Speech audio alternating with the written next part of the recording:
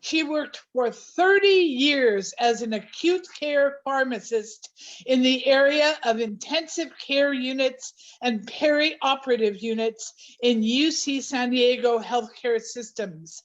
She also served on several hospital-wide committees as a representative of the UCSD Pharmacy Department. She serves on both board of directors for the UCSD Retirement and Emeriti Association. She is a very valued member of our leadership team, and I turn it over now to Gail Lew. Everyone, good morning. My name is Gail Lew, and thank you, Suzanne, for that wonderful introduction. Today, I'm going to present lettuce wraps to you. But before I do that, I wanted to give a little brief history about certain dishes that you might see on the menu of some Chinese restaurants. Next slide, Sarah. So I wanted to kind of give you a brief history about the Americanization of Chinese food. And I am from an immigrant family. My parents immigrated from Hong Kong, but I was born here. So the history of Chinese foods in America started when the gold miner rush was, the news of the Golden Mountain came across the seas to Asia and other countries as well. And that promoted a lot of immigration to California and probably to Colorado in search of gold. But when the immigrants came here, they were disillusioned because reality hit when they came here. Couldn't find jobs. They weren't allowed to go into the mines to look for gold. So the Chinese, being very resourceful, found a way to integrate into the American culture. And lo and behold, there was a need for laborers to work on the railroads. And because language was an issue back then, they knew that they could pick up the skills to lay down the railroad tracks for America. So because of that, we needed to feed all those Chinese immigrants working on the railroads. And Chinese cooks came to the United States and began serving that need to cook for the Chinese and also for the other miners and railroad workers in these camps. Next slide.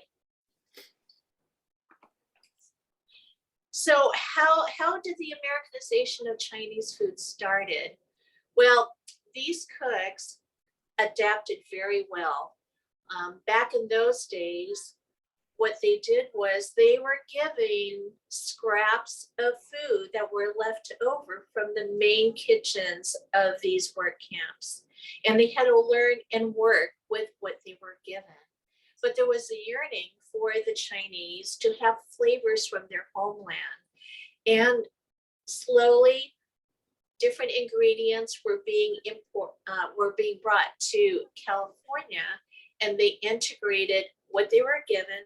And what they mostly were given were vegetables, scraps of meat, and they started to cook with that. Then as time went on, more exotic ingredients were added to dishes so that you got more familiar tastes, along with continuing to add ingredients that were in the location of where the Chinese were. Soon, with all this, and word spread that food from these Chinese cooks were so tasty and unique that little restaurants started to spring up called chow chow houses. So they started by making dishes like chop suey. And chop suey, I've never seen chop suey on the menus until I went to some of the more basic restaurants in California. And I'm from Monterey. So our Chinese restaurants is limited. So the birth of chop suey started with the chow chow houses and all the leftover ingredients. So if you look at the ingredients of chop suey, it's vegetables and meat and maybe bean sprouts, and then some exotic ingredients like bamboo shoots and water chestnuts were slowly integrated into the dish. And they were quick. You just had a big, they probably had a fire camp, and they probably had a gigantic wok, and they just threw everything in there and it cooked really quickly. And so not only did it didn't take time to prepare, but it filled everybody's belly so that they could go back to work. And so as you see, sweet ingredients and sour ingredients and more deep fried meats and different kinds of preparation were slowly being incorporated into these dishes. Next slide, Sarah. So now you see fusion of these dishes. Egg foo young is one, chow mein is another. And as we get into more modern times, you're going to see dishes like honey walnut shrimp and General Tso's chicken and sweet and sour pork and chicken and things like crab rangoon and wonton stuffed with cream cheese. And so this is the beginning of these new dishes. And it was because of the immigration back in the 1970s, where people from Vietnam and Thailand and Japan came to the United States and added their cultures into their dishes as well. So what did this do? It increased the American palate. So, and it broadened them. It educated the American palate to Vietnamese food and pad thai and sushi and ramen. And with the Chinese culture, you're going to see ingredients from provinces like Sichuan, Hunan, and Hong Kong is Cantonese. And also, let's not forget Taiwan. These dishes from these countries, you can find on Convoy Street or where I live, right near City Heights in Little Saigon. Dim sum and hot pot places are springing up along with boba tea. So you're going to see a really nice melting pot, which is what America is all about, for these dishes. Sarah, next slide. So we've got success of a successful integration of Americanized Chinese food with traditional Chinese food.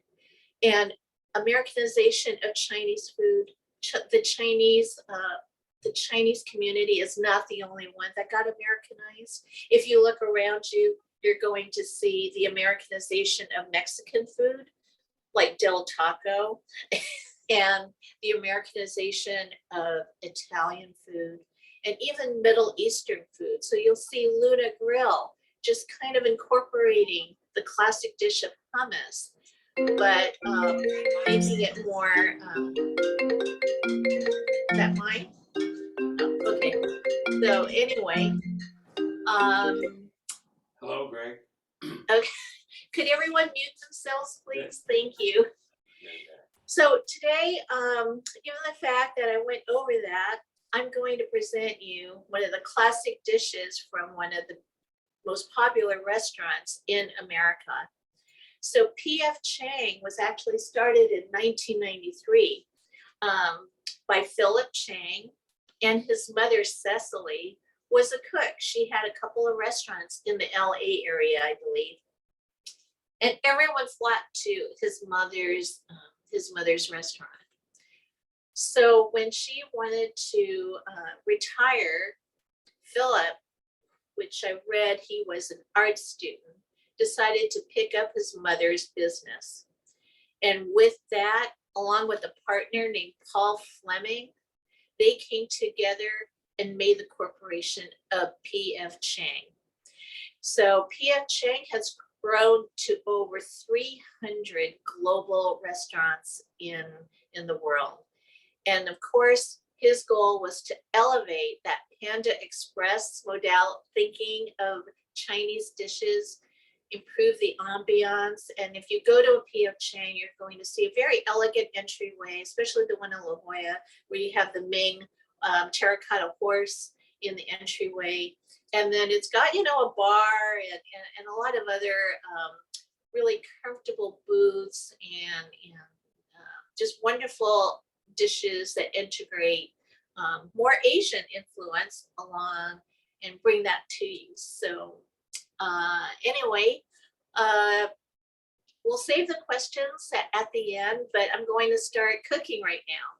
All right, so Sarah, that is it for the, oh, wait, the next slide. I forgot. So these are the ingredients that I am going to be using. And I took a picture so that if you wanted to cook this, you can kind of have a guideline on the label, because if anybody has gone down to 99 Ranch, you're going to see that there's a huge aisle of sauces. So this is going to be a guideline. Some Vons and Albertsons are carrying some of these ingredients, like the rooster sauce. All right, next slide.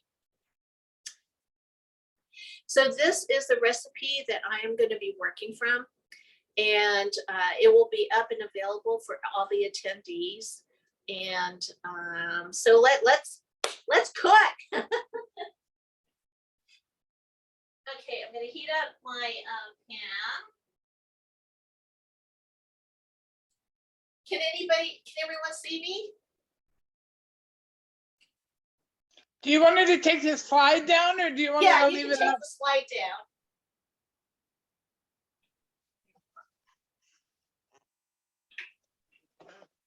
Okay. Hi, everyone. All I did was I got my saute pan on medium, and I just put some canola oil in there, and I'm heating it up.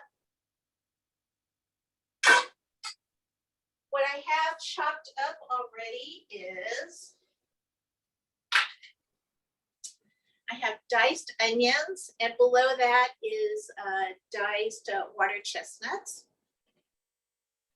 I'm waiting for the pan to heat up. This is ginger root for all of you who don't know what it looks like. This is the fresh ginger root. And what you can do is you take off the skin, and then you can use a micrograter to grate it after you remove the skin. And there's various ways to peel the ginger root. Make sure it is nice and firm and not dry. And you can also break off a piece when you go to the market. And so I like to choose the ones that are nice and plump like this. In this container, I have grated. The camera's right here. I have grated ginger and minced garlic. Thank you, Donna, for this. This is the 2 to 3 tablespoons of soy sauce. If you're on a low sodium diet, then use less.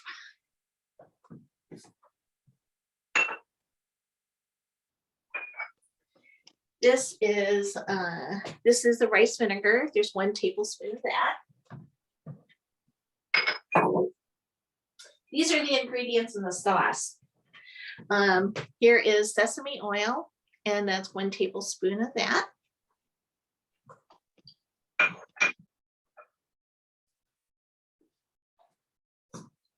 Here's my cornstarch, 2 teaspoons of that to thicken up the sauce.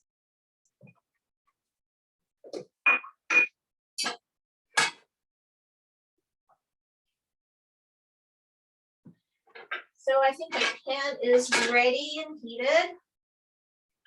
Oh, you can hear the sizzle. There we go. 1 small onion, nicely diced. We go to brown it.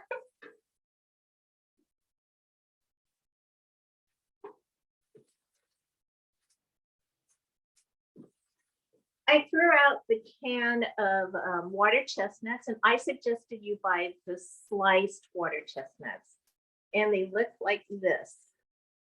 So it makes chopping it really easy and faster versus getting the whole. And this is my chopped up. Water chestnuts.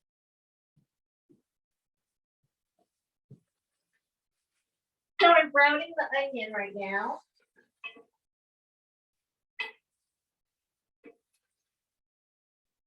And the real secret ingredient to P.F. Chang's lettuce cups is this magic sauce called hoisin. And it looks like this. It's brown. And it's really fermented soybean paste with garlic, some Chinese spice and some ginger. But it is really tasty. And if you look for different kinds of Chinese recipes, stir-fry sauces, you're going to see this as one of the main ingredients.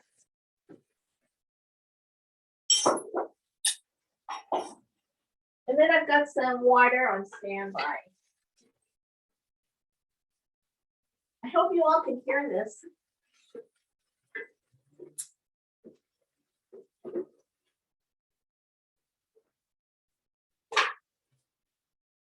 So this is my protein. It's 1 pound of ground turkey, but you can use 1 pound of ground chicken. And for the vegetarians, you can also use, replace it with plant protein. You can also use crumbled tofu in place of the meat product. So after your onions are nicely sauteed,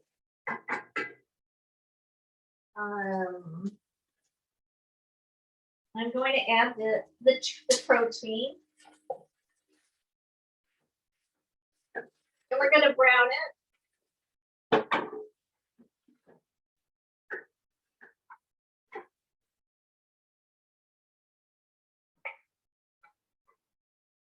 While that's browning, I'm going to mix the ingredients that I poured out, that I measured out into the bowl that contains the hoisin sauce. So in goes the ginger and minced garlic.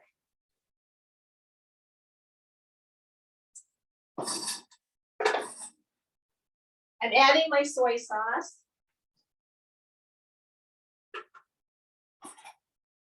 I'm also adding the rice vinegar. And I'm adding the sesame oil. That was 3 tablespoons of the hoisin sauce? It was 1/3 cup. So 1/3 you can cup. use 1/4 to 1/3 cup. So if you are just off the top, it looks like, I just looked it up. That's a really, really high in sodium sauce. Yes. So this is not a dish for anybody who is sodium intolerant. They do make a gluten-free hoisin and gluten-free soy sauce and a low sodium soy sauce, but I haven't found a low sodium hoisin sauce.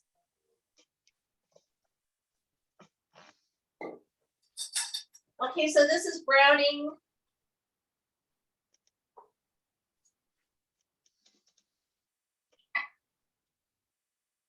This is browning up quite nicely. I know I myself don't eat a lot of Asian food. I actually eat more of a Mediterranean diet because of the sodium factor. But I do look at the amount of sodium in these ingredients. So just be aware of that. Thank you, Suzanne, for bringing that up.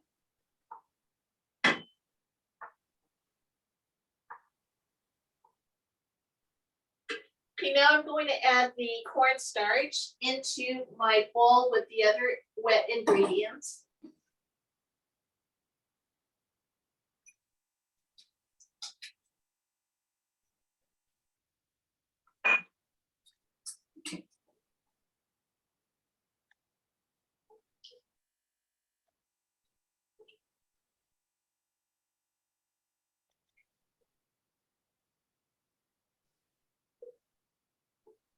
Sorry, my neighbor's garden there is here.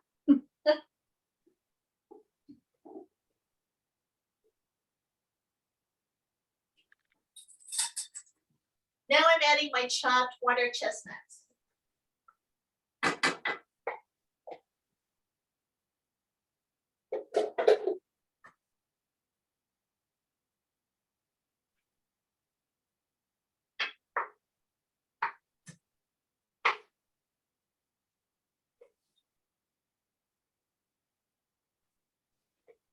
Okay.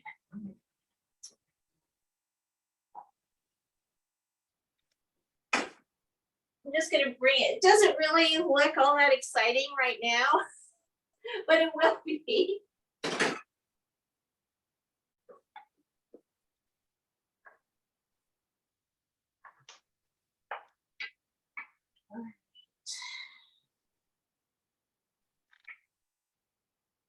Okay, I'm just waiting for all the pink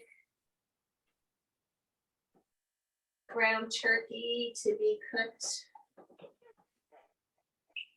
to be browned.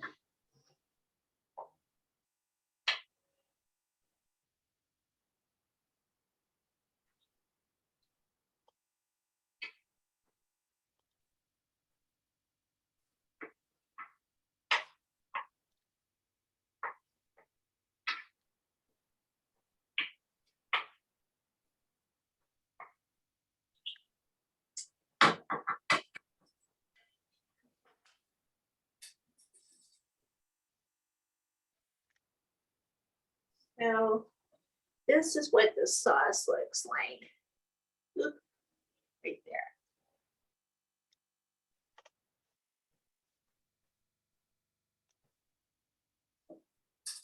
So you can see it comes up, it comes together pretty quickly.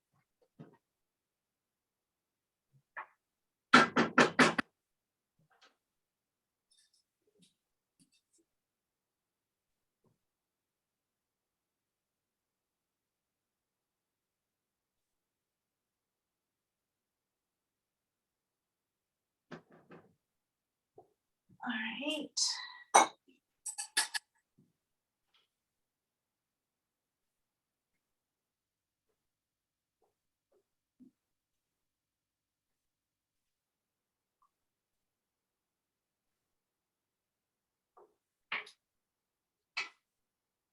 So after the sauce goes in, I'm just giving it another stirring so that all the mixtures are all coated with the sauce. And I've got some water just in case if I need to soften it up, because to thicken it up, because with ground meats, you never know how much juice is going to be exerted after you brown it.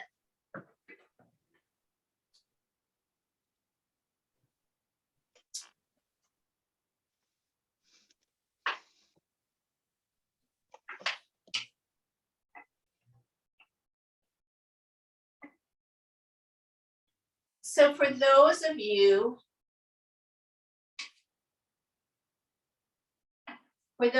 that like it a little bit more spicy, there are a bunch of chili oil sauces out in the market. And right now, one of the trendy food condiments out there right now is something called crunchy chili oil. And if you go down the sauce aisle where the soy sauce is on 99 Ranch, you're probably going to see maybe 70 to 80 different types of soy sauce: light soy sauce, dark soy sauce, double dark soy sauce, fermented dark soy sauce. Then you move down to the plum sauce, hoisin sauce, black bean sauce, soybean sauce. And then you'll reach the chili oil area. In that chili oil area, you're going to see different kinds of jars of chili oil. Red Rooster is a very well-known chili sauce. It was made, I think, from a Vietnamese immigrant, and I think the company is up in the LA Riverside area. And he didn't have very much money, and he came over here, and now he's got this huge company called Red Rooster, and it's on every condiment table now, not just in Asian restaurants, but in a lot of different restaurants. Red Rooster is very popular, or sriracha. It's also called sriracha. But one of the new condiments is the crunchy chili oil. And the crunch is derived from deep fried garlic and shallots mixed in with the chili and oil. So it's quite tasty. And if you can tolerate hot foods, you can add like a teaspoon of it. Okay, Donna, what do you think? Looking good. Smells so good, everyone. All right, I'm just giving it a stir. It's cooking down and it's thickening up nicely. I will show everyone what it looks like. See, I'm cooking it in real time. That didn't take too long at all. The chopping and the measuring, if you're good with knife skills, chopping one onion shouldn't be all that laborious, as well as chopping up the water chestnuts. So notice I didn't add any more salt because it really doesn't need it. And I didn't add any pepper because I would reserve that when you're adding sriracha sauce. But I'm not going to add any water because it really is thickening up pretty well. Let me bring it up.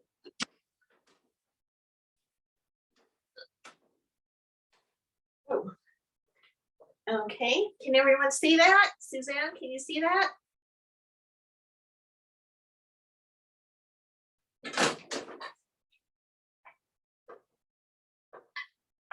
All right. So while this is simmering down, does anybody have any questions?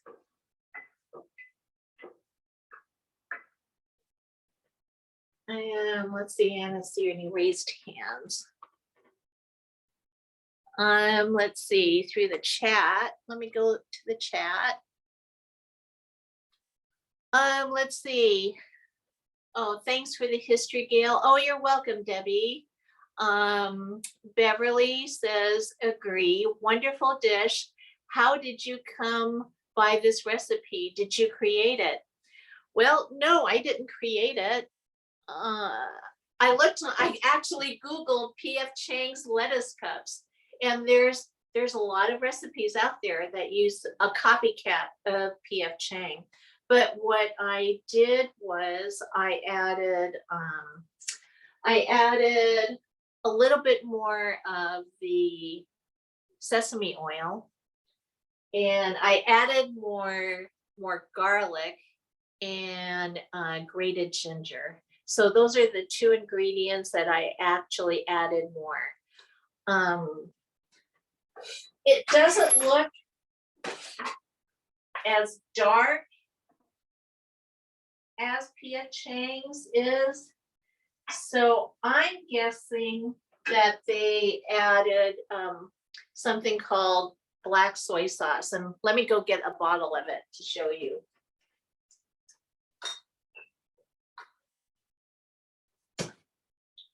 Okay, so this is what I have. It's sweeter. I don't know if anyone can see that.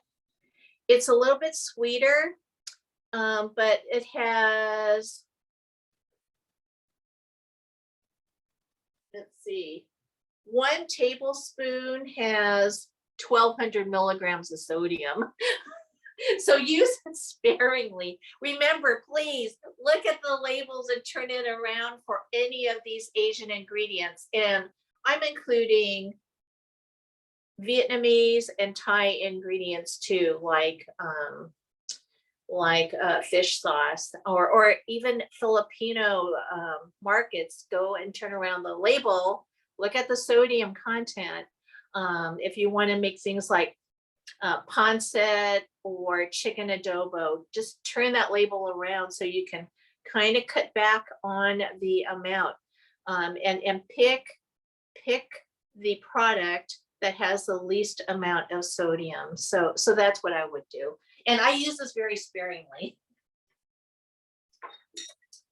But what's special about that is that it is darker, it's richer, it has a little bit more molasses. It gives it a little bit of a sweeter flavor to it.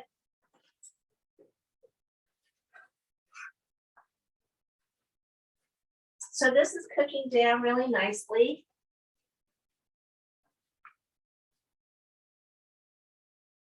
You know, you can add shrimp to this too if you wanted to. So, you know, when you're making it at home, you do you. You make it how you want it to be. If you wanted to add other mixtures into it, go right ahead. If you wanted to make it all vegetarian by just putting carrots and zucchini and squash, go ahead, potatoes, go ahead and do that, because the sauce is what creates that flavor in those lettuce cups.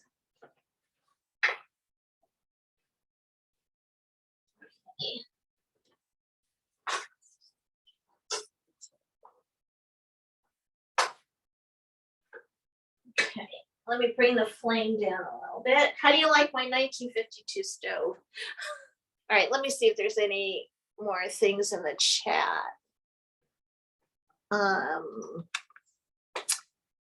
Let's see. Okay, Marianne, I thought I read somewhere you use chicken thigh meat instead of ground turkey.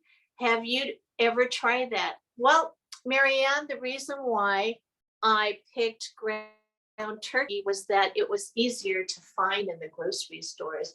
You can find ground chicken, or you can buy chicken thighs and chicken breast, and you can chop it up and mince it in your food processor.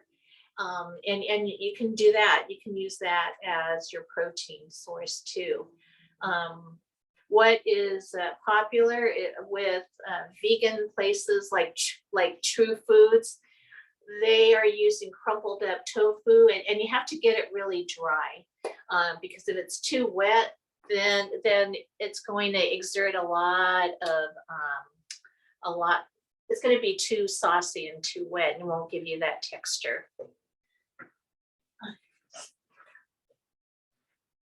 People can unmute themselves and you can talk if you want to. Okay, this is done. Let's see. All right, Donna's going to give a taste test. Lucky me. Okay, all right. All right, Donna. Ooh. All right, there's Donna. How is it? Oh, she's just saying that. Oh, yeah. I am the luckiest person in this entire food demo. Oh, that is really, really delicious. Oh, I love all of the mixture of flavors. All right, let me bring it up. There, that's what it looks like. Can everybody see? You can all unmute yourselves if you want. Someone asked for you to tell more about your stove. Oh, my stove. It's a Gaffers and Sattler 1952. It's got 2 ovens, which I just cleaned.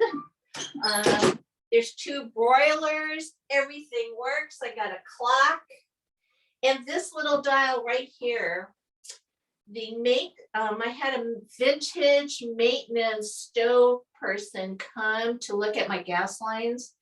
And he said, this dial is a timer, and you can set it to, like, if you're making pasta and boiling pasta, you can set it for 7 minutes.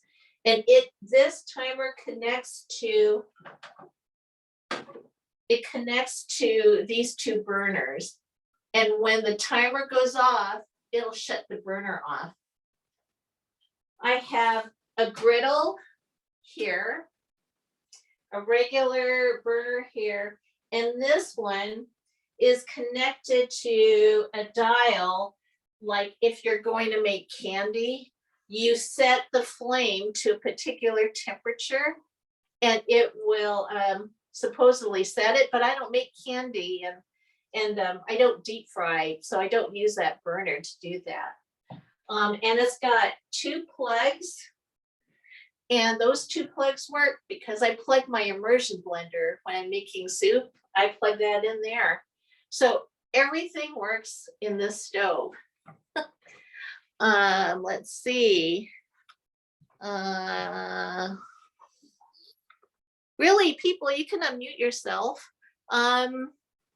I think that's about it. I'm going to move the iPad over because I have to go into the refrigerator. So bear with us. Okay, great. Thank you.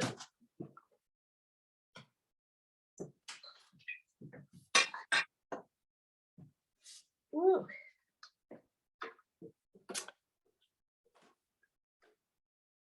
Oh, here's the crunchy garlic that I was telling you about. It's really tasty.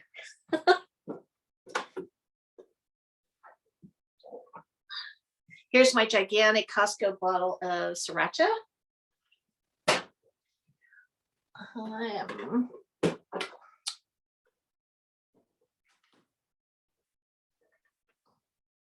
So here is how I arrange the lettuce cup plate. So this lettuce is from my garden, but you can use romaine and anything that will hold you know, the filling. So I don't know what kind of lettuce this is, but I don't know, I was growing it. Romaine, butter, and all the different lettuces have a different texture to it. Like you all know romaine is more crunchy. Butter lettuce is more delicate. So you can have a variety of different lettuces. I've got sliced snow peas. I charred a red bell pepper. I didn't go to the store, but you can add bean sprouts. You can add shredded carrots to it. I mean, you can really, you know, make it really healthy to your taste. So anyway, so this is my platter.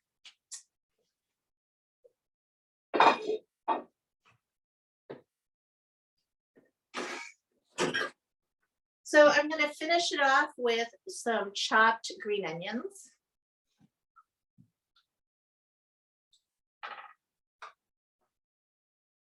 I'm going to give it a good stir.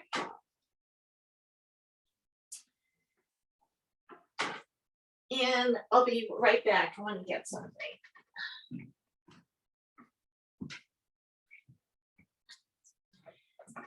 So if you saw the picture, the opening picture, the first slide, it's got these crinkly white noodles. And I haven't been to PF Chang's in a long time, so I'm not sure if they serve that as an accompaniment, but this is what it looks like. And this is actually rice vermicelli that is in the dried noodle section of the Asian markets. And so a little bit goes a long way. So what I did was just heat up like a ½ inch of oil, like medium heat, 375, and then just gently grab a handful and throw it in the oil. And it literally takes 10 seconds for it to puff up like this. So you'll see this as a garnishment in a lot of Chinese restaurants like Emerald and Jasmine. So they may have this accompany different dishes as a garnish. So you can use this as a topping for the lettuce cups. All right. I think that is Assemble one and show it. Oh, okay. All right, Donna. Okay, Donna's going to be another. Let's see. Donna asked me to assemble it. So here's that. Oh, this one.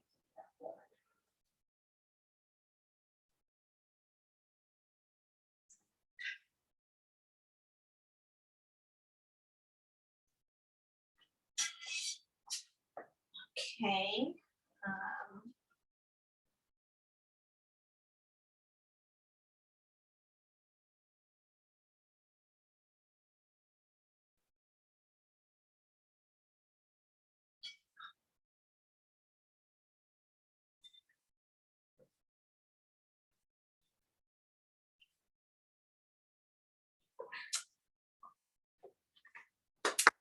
Here we go. And lettuce taco. So I don't know if this is what it looks like in the restaurant, but you can tell me. Yours is so beautiful. All right, okay. So why don't we unmute everyone?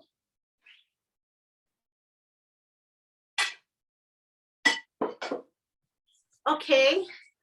Hi, everyone.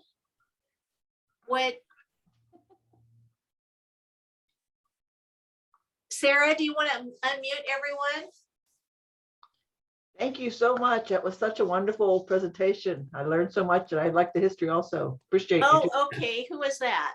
Mary Ann, Oh, hi, Marianne. Hi, Gail. Nice to meet you. nice to meet you too. I can't wait to try it. It looks delicious.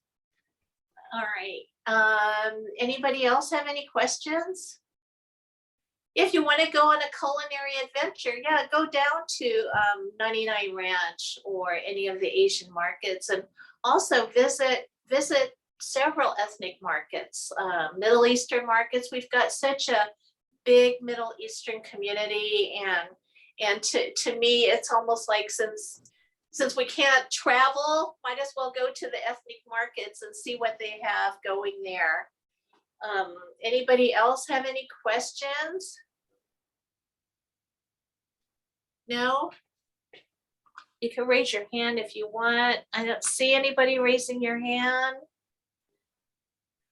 All right, I think that's it. Suzanne, do you have any last words?